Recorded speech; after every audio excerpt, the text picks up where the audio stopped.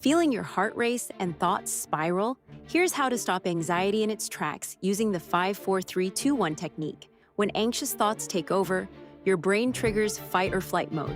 But here's the secret. Grounding yourself in the present moment through your senses interrupts those racing thoughts and activates your calm response. Start by naming 5 things you can see around you, then 4 things you can physically touch. Next, 3 sounds you can hear right now, 2 things you can smell, and finally, 1 thing you can taste. This pulls your mind out of future worries and into the present. Need something faster? Try the 3-3-3 method instead. 3 things you see, 3 you hear, 3 you can move. In public, do this silently in your head. The science is simple.